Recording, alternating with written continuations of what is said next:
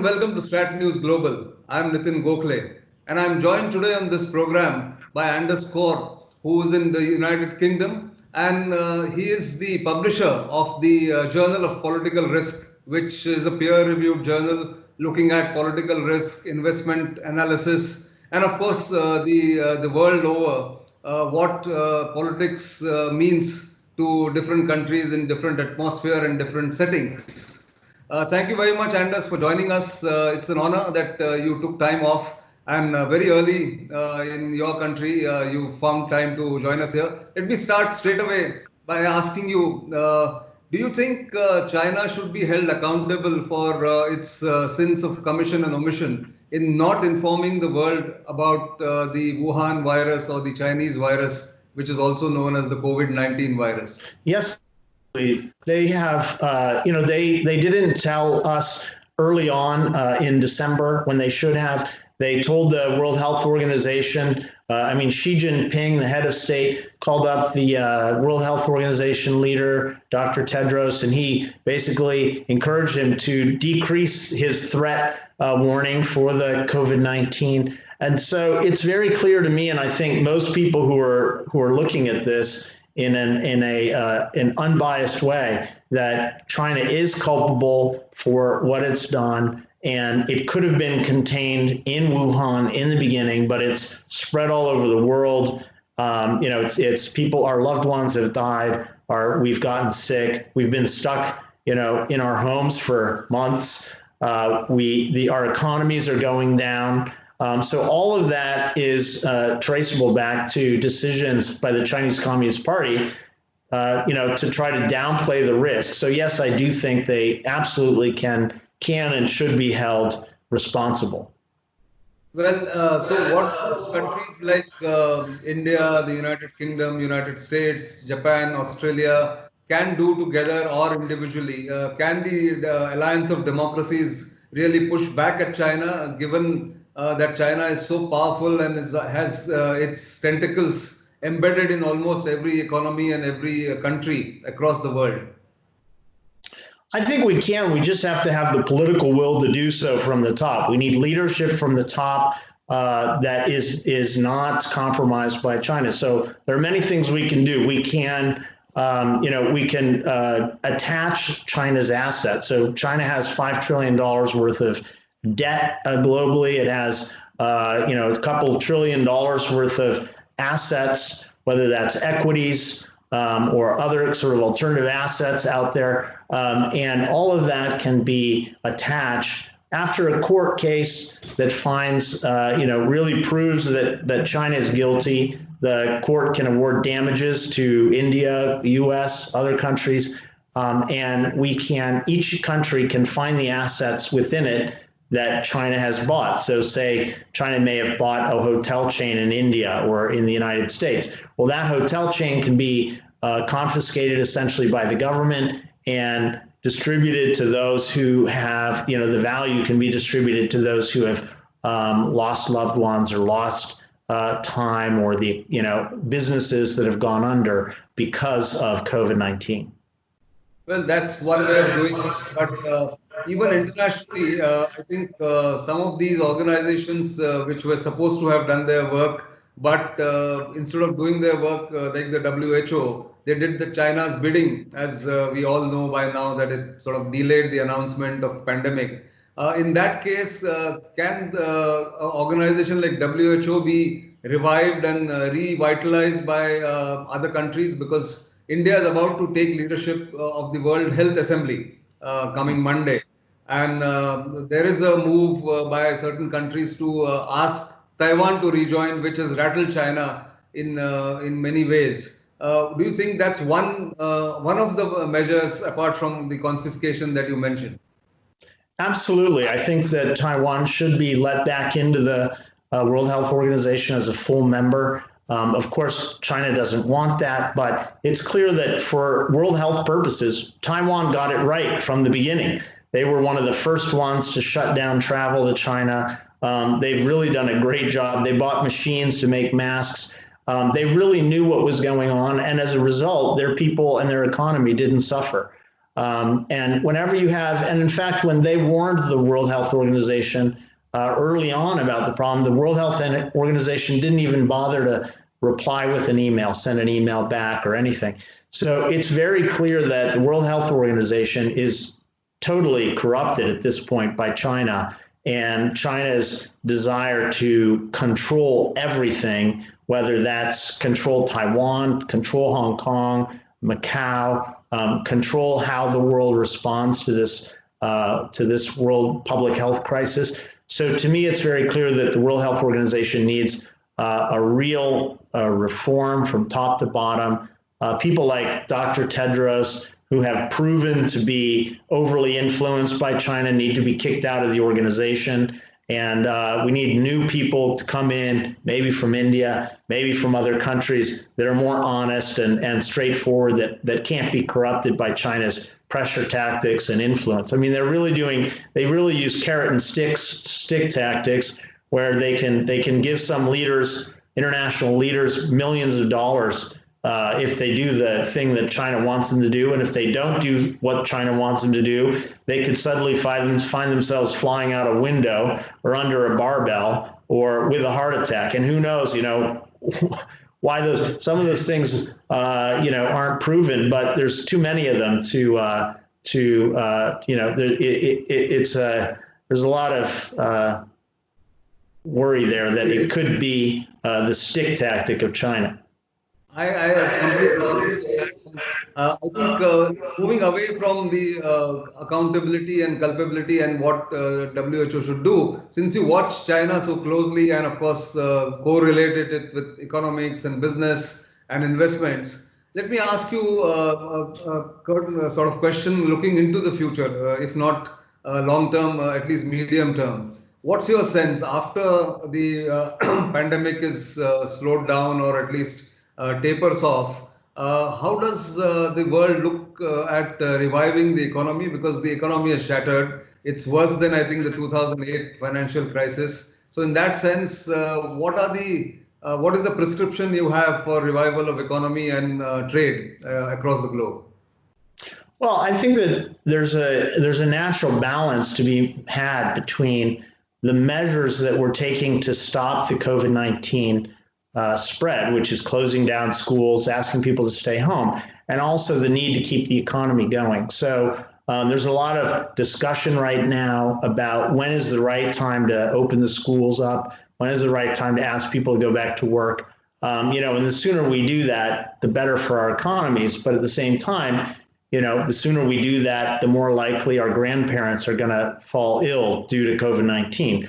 So nobody, it's a really tough decision. And but another thing that we have to think about during that decision-making process, and I typically leave that to the professional politicians who have the best access to the voter sentiment about when the right thing to do is and how to make that trade-off. But one thing we need to think about that I don't think is discussed enough is that China immediately opened up its economy again. And I think that they've lied about the extent to which, or the costs that were involved with that quick opening of their economy. They claim that nobody's sick anymore. The People's Liberation, nobody got sick in the People's Liberation Army. I just don't believe that to be true. And they're steaming full steam ahead on opening their economy, building their economy back up.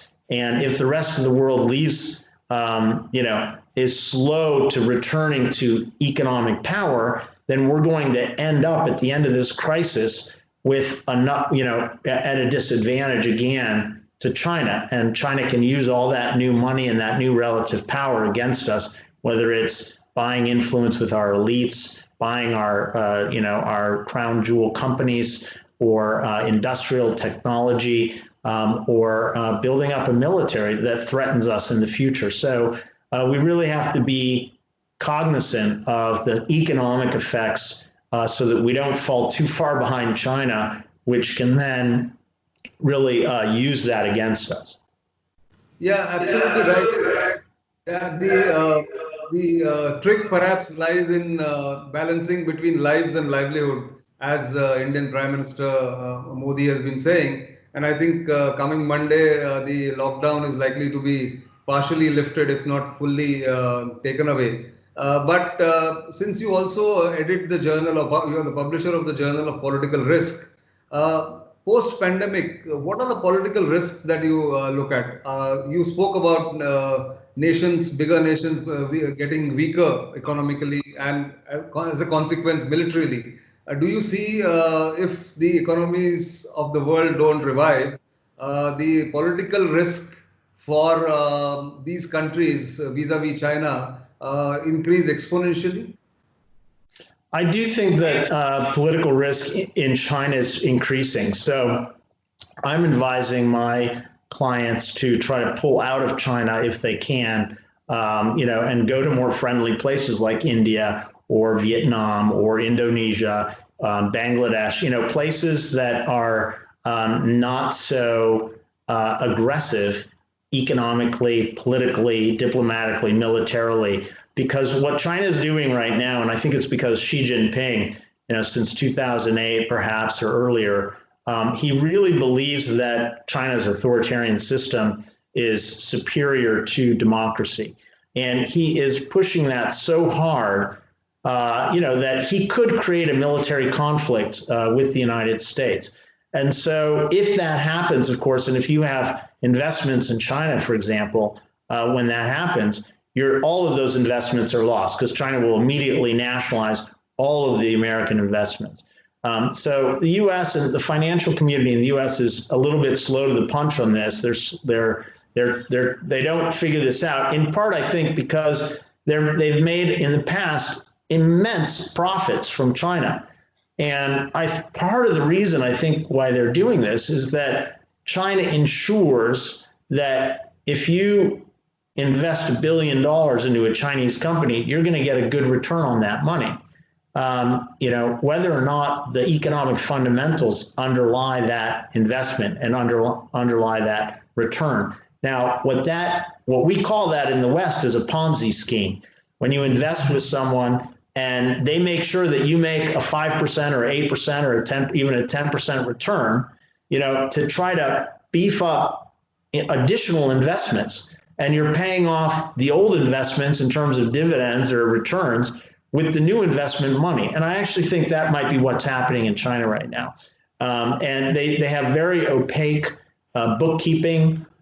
You can be a Chinese public company in the US and you don't have to follow SEC rules. So, of full disclosure of all of your detailed accounting. So it's a really questionable system. And I think part of the reason why we're so soft on China, whether it's, this lack of SEC accounting or whatnot, is because our elites, people at Goldman Sachs, people at JP Morgan, Morgan Stanley, the big Wall Street bankers, they are making a lot of money in China, and they are influencing the US government to go soft on China so that they can keep that gravy train going.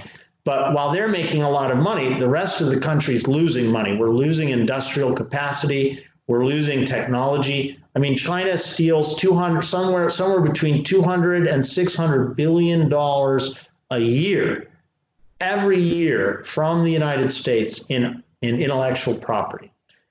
That alone is almost in normal circumstances, that could be a cause for war, frankly. So, but because our elites are so sold out, essentially, they don't talk about it, they give it up, and they just keep the gravy train going for the few special interests at the top on Wall Street, or Boeing or Apple, who are making a lot of money in China. And that's all China needs as a lever, is a few of those elites to keep our politicians in line. So we have a real problem with Chinese influence in the United States at the highest levels of government. We have our Senate Majority Leader, his wife is making money in China. Our House, leader her husband's making money in China. A lot of the secretary level officials, when they leave office, they get consulting jobs with China, whether that's former Secretary of Defense Bill Cohen, Tom Ridge, former Secretary of Homeland Security. A lot of these guys, Kissinger, a lot of these guys have big contracts in China. And what happens is that means that when they're in office and they know their friends have big contracts in China after they leave office, they have an incentive to go soft and easy on China so that when they leave, so that they're friends with China, so that when they leave office, they too get consulting deals. And these consulting deals can be worth millions of dollars a year. So it's really a big corrupt system. And, both parties are involved. You got the Bushes, some of the Bush family is making money in China. The Clintons have gotten donations from their foundation, or some questionable donations. And there's a lot of corruption, and we just don't name it that. We don't like to admit it, but all of that corruption is leading to soft positions on China. And the American public is just waking up to this. And, you've got books by, there's a guy named Clive Hamilton, who's written a book. He wrote his first book about Australia, all the Chinese influence in Australia. One of their leaders got something like 800,000 Australian dollars contract as soon as he left office. And then that was for 1 year. And then he's now written a more global book. It's just come out, I believe, today in the German language and in the English language. It's by a Montreal publisher. And he explains everything about, how Chinese influence is, causing all this soft on China policies. All pervasive, and therefore it's not going to be an easy pushback. It's not an easy fight, but you've given us tremendous insights into this, and I think in a small way, India has also woken up to it. They have barred Chinese investments in some of these big blue chip companies. You must have noticed some of the notifications that came in just about a month ago. So there is a small beginning, I think, everywhere. President Trump is very clear about what he wants to do with China. Hopefully, he will continue to fight, and there are others like you who are constantly flagging the dangers from China. But on that note, let me thank you very much for your time, and hope to see you sometime again. But until the next time, it's bye. Thank you.